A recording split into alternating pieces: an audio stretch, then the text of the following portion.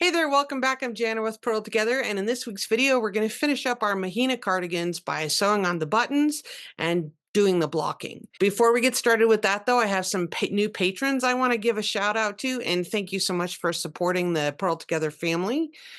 So these are people that have made a small monthly pledge to support the channel and keep these videos coming to you each and every week. So if you're interested in helping out with that, I'll put a link down below in the video description.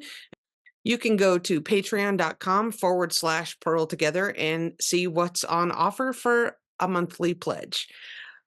So a great big thank you goes out to Carolyn, Annie, Lynn, Audra, Cheryl, Chris, and Rita. Thanks so much for supporting the Purl Together channel. Couldn't bring these videos to you each and every week without patrons like you helping to support all of our efforts and time. Let's get started with the buttons. Okay, clearly I didn't plan this very well as far as videoing. I was only thinking about what color buttons I wanted and the thread that I have on hand, and I didn't really consider how difficult it would be to be making a video. So hopefully this white background will help. All I've done here is gotten a length of yarn and I folded it in half, threaded the needle, and then I'm pulling the needle so that the knotted side is closest. So you'll see why. What I want to do first is put on my backer button. Now these buttons are kind of concave. They're rounded on this one side and flat on this other side. So I want the rounded side to be toward the sweater. So I'm going to put my needle through, or put the needle through the hole of the button, and then I'm going to come back up in an opposite diagonal part. And then I'm going to take the needle through this loop. So I'm just doing that to secure the back and make that secure. So then I'm going to take my needle back through this same hole, and because I want to have my thread coming out the top, or the part that's closest to, going to be closest to the back of the sweater. Okay. So I hope that made sense. Let me turn this around because my last buttonhole is towards the top. So my sweater's upside down right now, so don't worry if it seems, the button band seems backwards or right and left, you know. So what I'm doing now is just folding this so that the button band is lined up. Then I'm going to take my needle and go underneath on the inside, and I want to, you can certainly pin this with a safety pin or just use a shawl pin or whatever. What I want to do is kind of get a good idea of where I want my needle to come up so that the button will end up being right where that hole is.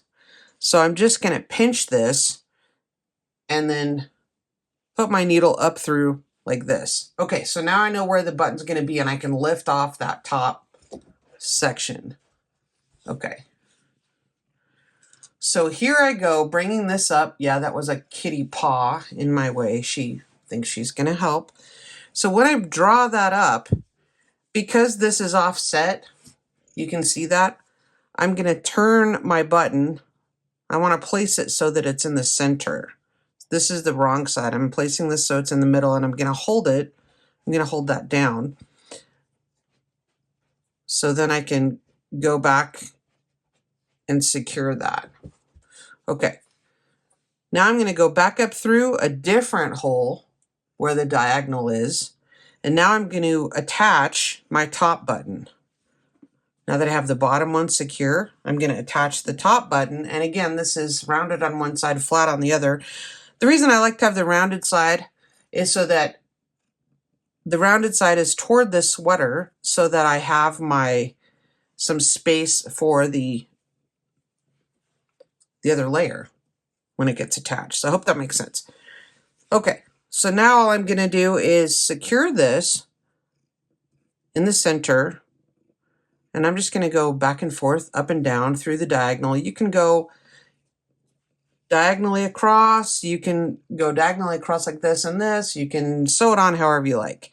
I usually like to make an X and go diagonally across, and it's going to take a couple of strands back and forth to secure this. And you can feel on the other side how the backer button is getting attached. Okay. Well, every once in a while my knot right here catches a little bit, so I just want to untwist that I'm just going to go up and down and make my X's.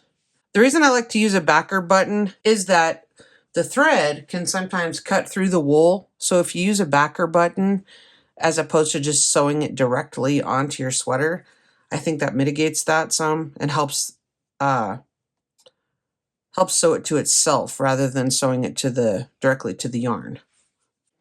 Okay, after you've got your buttons sewn on and you've gone up and down as many times as you want to, let me show you how I like to finish this off. So I'll go down into one of the holes and then sneak the needle out from the side, trying not to catch any of the threads. So I'm sneaking the needle out like that through the side. So now what I can do is I wind the yarn around the button one time.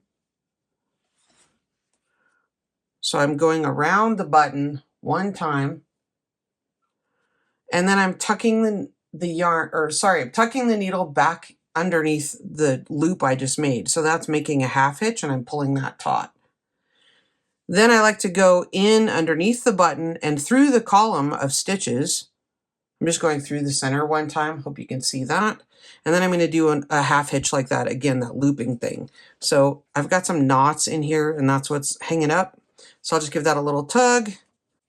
Now I'm going to go around again and back through, making another half hitch.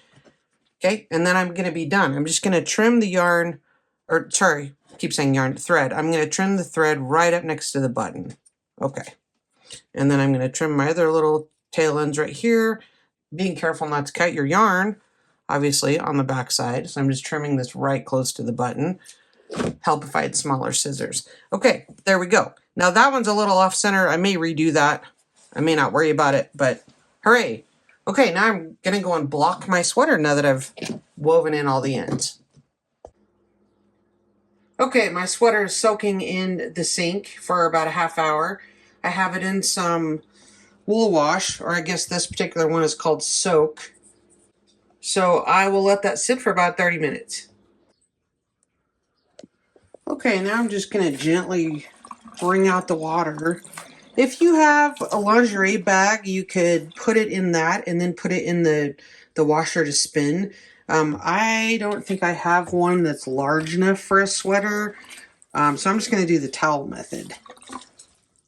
Okay, after I've wrung out as much water as I possibly can, I'm putting my sweater on the floor in I have a couple of old beach towels here, and I'm just gonna, this is hard to do with one hand, but I'm just gonna roll this up in the layers of my towel, and then I'm gonna stand on it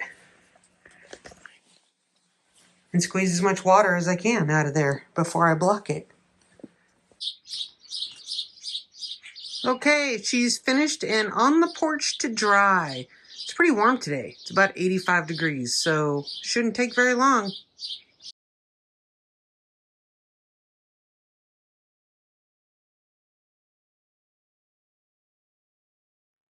Thanks so much for joining me knitting the Mahina cardigan. I hope you've enjoyed it as much as I have.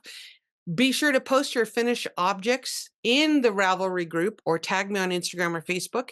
If you want to be entered in the prize drawing, which will happen, let's say at the end of July, that gives people plenty of time to finish their sweaters and block them and post. So I'll do a drawing and go check out what the grand prize package is. And if you're interested in that, you can enter using the Rafflecopter link that I'll put down below in the video description, as well as in the Ravelry and Facebook groups. So go check that out. And even if you're not interested in entering, if the prize package isn't to your liking or you're not interested in entering, that's totally fine too. I would still love to see your photos. Thanks so much for joining me. I've loved seeing all your projects.